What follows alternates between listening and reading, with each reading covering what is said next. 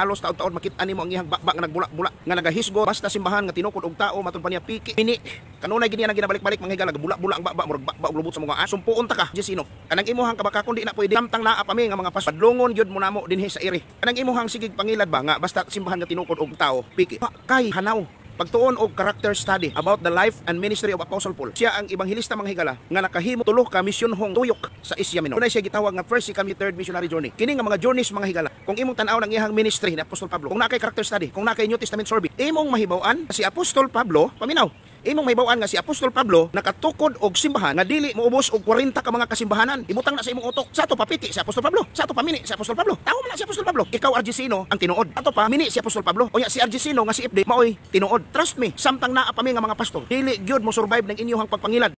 Suko man kaayo si Pastoy. Mura naman og buldog nga hiniktan.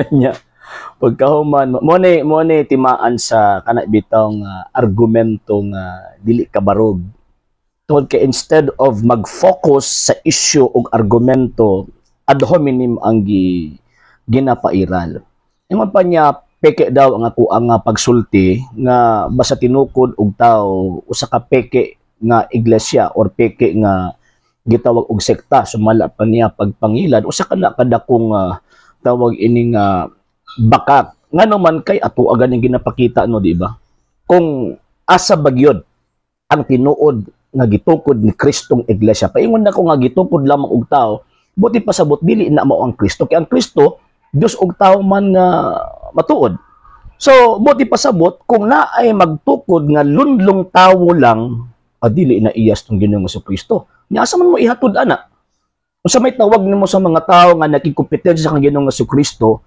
unya sila ang nagtukod anang maong iglesia ha pagkahuman ilang ipasangre sa Ginoong Kristo dili ba bakakon unya at the same time mga sir ug mga ma'am ug kining ato ang ambot doktoy man daw ni siya ambot na unsa na siya nga klase nga doktoy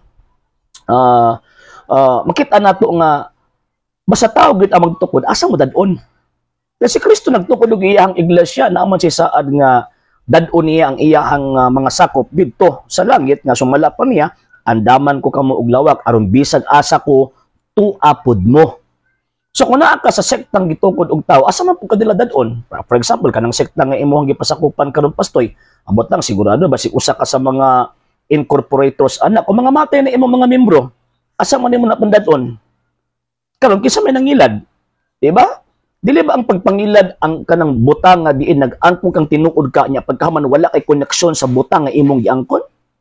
Nangangkon mo nga tinuod mo na dinuod mo nga iya ni Ginoong Kristo kun tungod kay nagbitbit kuno mo o gatawag ining Biblia unsa may inyong koneksyon kang Kristo nanibot wala man mo karon 19th century 20th century sa may tawag nato ana di ba pagkabakakon isa man ang amahan sa bakak mo nang yawa og sigurado ko amot lang og apo baka or anak baka nya sumala pa niya basta naa pa daw ang mga pastor mo sila daw ang tawag ining mubadlong og akilati bisan gani kamo niabot na not less than 45,000 Christian denominations nagkalahi-lahi ng inyong interpretation sa balaang kasulatan mismo kamo mo nagkasinabot ya kami mo badlong namo nya wa pud mo na uwaw nga nimbuto lang mo after 16th century pagkahuman ang inyong sawayon ang inyong kunong badlongon kanang mga Katoliko nga diin mo itag-iya og responsable nagpagawas ni anang maong Biblia wa mo pangkilati ngon pa niya kinahanglan daw magtuon og ganing character study kinahanglan ko magtuon sa gitawag og kanang survey. Hilig kay mo magtuon ana nya wala ninyo tun-i ang kasaysayan sa iglesia gitukod ni Kristo from 1st century AD until sa 1,000 years. Kana pagpadayag lamang nga ginasuppress ninyo ang kamatuoran. Ginasuppress ninyo ang tinuod nga diin gitudlo sa ato ang Ginoong Kristo. Kay ngon si Ginoong Kristo ako magauban kaninyo kanunay hangtod sa katapusan sa kalibutan. So buti pasabot gitagaan niya katungod ang iyang mga sakop nga mag-create og mga local churches. Apil na San Pablo. Kanang gitukod ni San Pablo mga local churches man na. Dili man na gitag-iya o dili si San Pablo mo itag-iya gitukod niya na in the name of Christ. Og ang prinsipyo ni San Pablo dili ka pwedeng makatukod, dili ka pwedeng makawali kung dili ka pinadala. Wala ka gisugo ba kung baga Kamo wa mo magisugo, igo-igo naman mo nagbasa angkon-angkon sa balang kasulatan. Ingon din mo nga gisugo mis Ginoo. Again ha, naigiingon na claiming and proving are two different things. Dali ra kaayo ang pag-angkon apan na lisod kaayo ang gitawag og pagpamatuod. Kanang inyong giangkon na iya mo na Kristo, pamatuodin ninyo na. Di lang kay puro sige mog tawag ining claim. Ya sa samang pagkaagi ang sitwasyon ni San Pablo ug ang inyo lahi. Si San Pablo nagtukod og mga local churches kay para in honor sa usa ka iglesia nga diin may usa ka pagtuo. Sumala pa niya Efeso kapitulo 4 verso 4 to 5. Usa ka pagtuo, usa ka Ginoo. Kanang inyo naghimo mo inyo ang kaugalingong pagtuo. Nag-create mo inyo ang kaugalingong pagtuo niya, gisabot-sabot ninyo sa inyong kaugalingong panabot kanang giingon ni San Pablo diya sa bala ang kasulatan. Sumapang San Pedro kining mo ang mga tawhana nagbasa sa kasulatan gisulat ni San Pablo. Apan may mga butang alisod sabton sa iyang mga sulat apan ginatui sa mga walay alamag ug mga matutuhon sama sa ilang gihimo sa ubang bahin sa kasulatan og kini magdala kanila ngadto sa ilang kaugalingong kalaglagan. Tan-awa ra. So kamo may miikuan ni luoy kay mo. Lastly, napasip na ingon nga hangtod daw nga naapa daw sila nga mga pastoy di daw mo salir ang tawag ini nga pagpangilad. Actually kung ang Katoliko pa'y nangilad di na mo mugunit anang bala ang kasulatan. The fact nga nagkunit mo ana, nagbasa mo ana, nagwali mo mahitungod ni anang maong bala ang kasulatan. Subuti pasabot ang simbahang Katoliko nagtudlog ka maturan dili pagpangilad.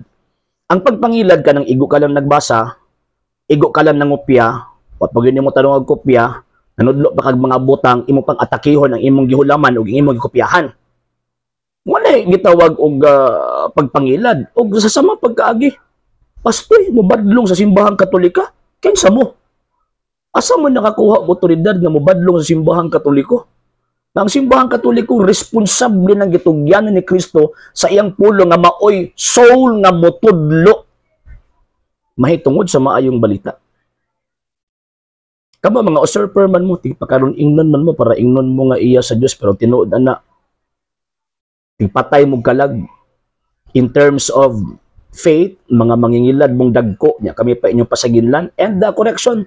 Dili na ko member sa Catholic Faith Defender na ako sa lay Catholic apologist. Okay?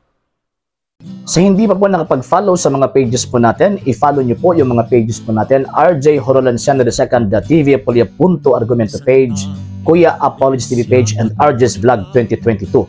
And pwede rin po kayo mag-send po dyan ng Facebook stars. And also, sa ating po mga channels, sa hindi po nakapag-subscribe, i-subscribe po ninyo yung mga channels natin. The Lay Catholic, Apologist International Official, RJ Sano II TV, Kuya Apologist TV, and Barrio Kawayan Religious Forum. And pwede rin po kayo mag-send po dyan ng super sticker, super chats, and super thanks. And maraming salamat po sa mga kapatid at mga Katoliko na ulis pong tumutulong sa programa po natin.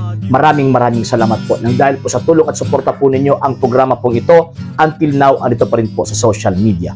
And until now din po, nangangailangan pa rin po tayo sa tulong at suporta po ninyo dahil wala po kami magagawa rito mga sir, mga ma'am, kung wala po yung tulong at suporta po ninyo. Sa gusto pong tumulong, sa gusto pong sumuporta, pwede po ninyong ipadala ang tulong at suporta po ninyo sa pamamagitan po ng ating mga account numbers dyan po sa ating pong screen.